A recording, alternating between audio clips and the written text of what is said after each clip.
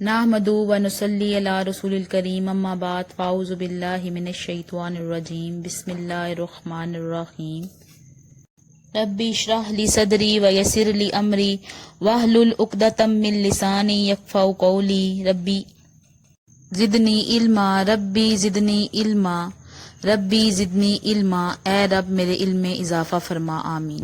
السلام علیکم ورحمۃ اللہ وبرکاتہ۔ پیارے بچوں، کیا حال ہے آپ سب کا؟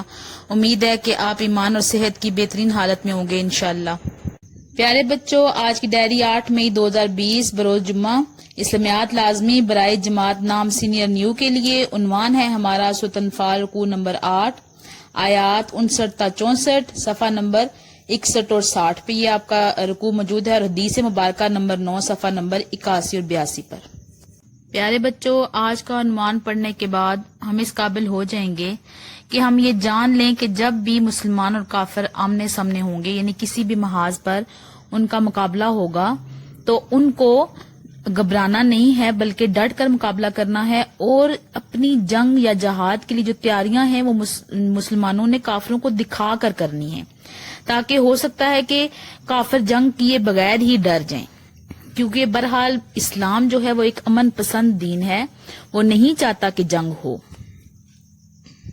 اس کے علاوہ اللہ تعالیٰ نے یہ فرمایا کہ اگر مسلمانوں کے ساتھ کفار صلح کرنا چاہیں تو مسلمانوں کو فوراً صلح کی طرف مائل ہو جانا چاہیے تاکہ جنگ نہ ہونے پائے، یعنی امن کے ساتھ ہی اگر معاملہ طے ہو جاتا ہے تو بات چیت سے ہی طے کر لینا چاہیے۔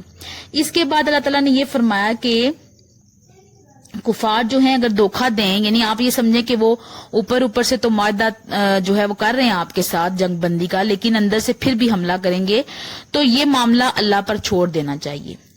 اس کے بعد اللہ تعالیٰ نے فرمایا کہ مسلمانوں کے دلوں میں محبت ڈال دی اللہ نے۔ پیارے بچوں، اسلامیات لازمی کی کتاب کا صفحہ نمبر 60 کھولیے۔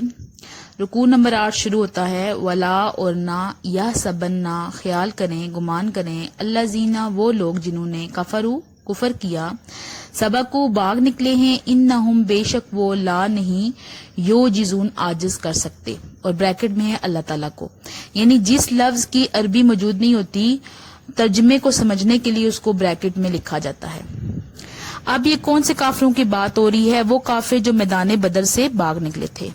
1000 کافر آئے، 70 مارے گئے، اور 70 جو ہے وہ قیدی ہو گئے، اور 140 نکل گئے، اور باقی جو رہ گئے تھے وہ سارے واپس چلے گئے اپنے گھر میں۔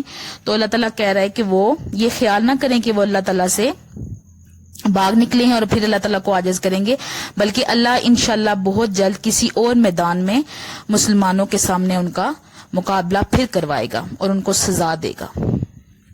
کتاب کے صفحہ نمبر 61 پہ آ جائیے۔ وَأَعِدُّوا، اور تم تیار رکھو، لَهُمْ ان کے لیے، مَسْتَطَعْتُمْ جو تمہاری ہمت ہے، مِنْ قُوَّةٍ اپنی طاقت، وَمِنْ رِبَاطِ الْخَيْلِ اور تیار گھوڑوں سے، تُرْہِبُونَ تم خوفزدہ کرو، بِهِ اس سے، عدو اللہ اللہ کے دشمن، عدو دشمن اللہ کے، وا اور عدو دشمن کم تمہارے، وآخرین اور دوسرے، من دونہم جو ان کے علاوہ ہیں۔ آپ نے بیٹا ہر لفظ کا لفظی ترجمہ یاد کرنا ہے اور پھر اس کے بعد باماورہ ترجمہ یاد کرنا ہے۔ یہاں بات یہ ہو رہی ہے کہ اگر تمہارا مقابلہ کافروں کے ساتھ ہونے لگے تو تم اپنی طاقت کے مطابق تیاری باندھو، جہاد کی تیاری کا حکم ہے۔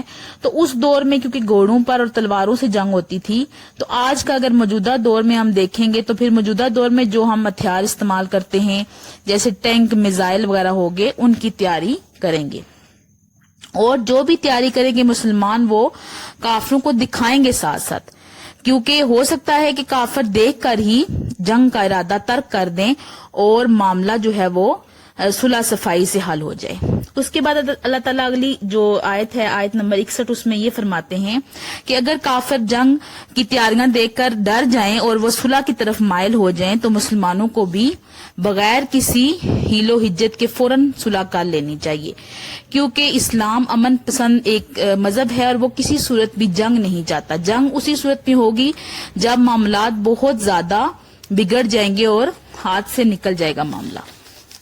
صفحہ نمبر 62 پہ آ جائیں، وہاں پر یہ اللہ تعالیٰ نے فرمایا آیت نمبر 62 میں کہ اگر تمہیں یہ شک ہو کہ کافر جو ہے وہ اوپر اوپر سے صلح کر رہے ہیں لیکن پھر بھی وہ تمہارے اوپر حملہ آور ہوں گے، تو تم یہ معاملہ اللہ پر چھوڑ دو اور اللہ پر توکل کرو۔ صفحہ نمبر 62 پر آیت نمبر 63 کو دیکھیں، بہت ہی خوبصورت آیت ہے کہ الفا بین قلوبہم، کہ محبت ڈال دی درمیان ان کے دلوں کے۔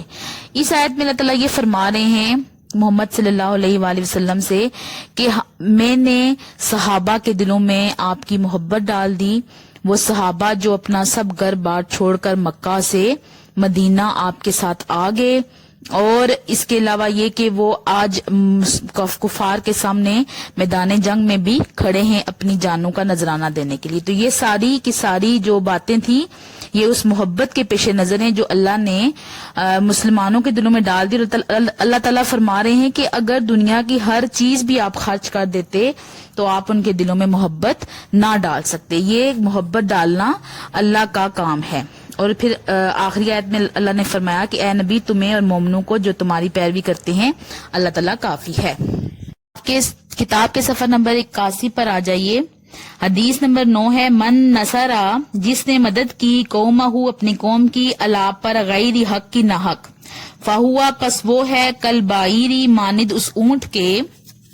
صفحہ نمبر 82 پہ آ جائیے، الذی جو ردا ہلاک ہو گیا، فہوا پس وہ ینزعو نکالا جاتا ہے بذنبہ اس کی دم سے، یعنی اپنی قوم کی ناحق حمایت ایسے ہے جیسے کوئی اونٹ کنویں میں گر رہا ہو اور انسان اس کو اس کی دم سے پکڑ کر باہر کھینچ رہا ہو، تو ظاہری سی بات ہے اگر دم سے پکڑ کے اونٹ کو کھینچیں گے تو اونٹ کے ساتھ ہی انسان بھی کنویں میں گر جائے گا۔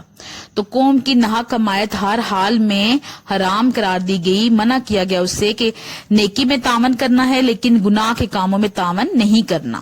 ناحق حمایت کا انجام یہ ہے کہ انسان جہنم کے گڑھے میں بالآخر گر جائے گا۔ تو جب آپ یہ سمجھیں کہ آپ کے ارد گرد کے لوگ یا آپ کی قوم یا آپ کے معاشرے والے کسی غلط کام کو کر رہے ہیں تو آپ نے وہاں پر ان کا ساتھ نہیں دینا، ہر حال میں اس گناہ سے بچنا ہے۔ پیارے بچوں، ہمارا عنوان مکمل ہو چکا ہے۔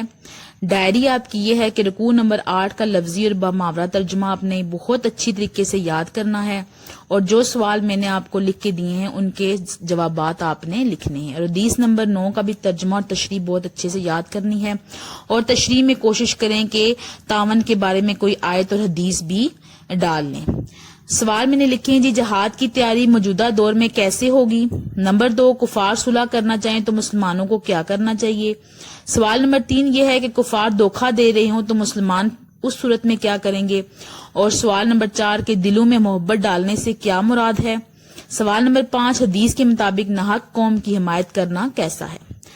آج کی سرگرمی جو لکھی ہے بیٹا میں نے وہ یہ کہ غسل اور وضو کا مسنون طریقہ سیکھنا ہے آپ نے اور اس کے نوٹس بنانے ہیں۔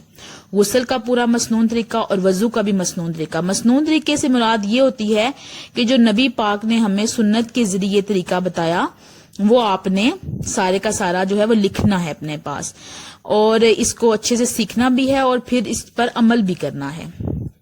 امید ہے کہ آج آپ کو اپنی جو آج کا لیکچر ہے وہ سمجھ آ گیا ہوگا، اور سوال بہت ہی اچھی کیلیگرافی رائٹنگ میں آپ نے ان کے جوابات لکھنے ہیں، اور انشاءاللہ میں آپ سے سوال پوچھوں گی بھی اور آپ نے مجھے بہت اچھے سے جواب بھی دینے ہیں، اور اپنی ڈائری بہت اچھی تیار کرنی ہے تاکہ جو بھی چیز آپ یاد کریں وہ اچھے سے آپ کی ساتھ ساتھ جو ہے وہ تیاری ہوتی رہے، کیونکہ آپ کو پتا ہے کہ ابھی ہم اسکول تو نہیں جا رہے تو گھر میں اپنا ٹائم بالکل بھی ضائع نہیں کرنا۔ اس کے بعد یہ کہ مجھے یہ بتائیں کہ نمازوں کی تو پابندی انشاءاللہ چل ہی رہی ہوگی، تو قرآن کی تلاوت بھی پابندی سے کر رہے ہیں یا نہیں؟ امید ہے کہ رمضان کا مہینہ بھی ہے بابرکت مہینہ، تو آپ اس میں اچھی سی اپنی عبادات کر رہے ہوں گے اور قرآن کی تلاوت بھی کر رہے ہوں گے۔ اپنے ٹیچر میر عظمیٰ خالد کو اجازت دیں، اللہ حافظ۔ دعا پڑھ لیتے ہیں۔ سبحانک اللہم و بحمدک اشہد ان لا الہ الا انت استغفرک و اتوب الیک۔ شکریہ، دعاؤں میں یاد رکھا کریں، سب کے لیے دعائیں کیا کریں، اپنے لیے بھی اور ہمارے لیے بھی۔ اللہ حافظ۔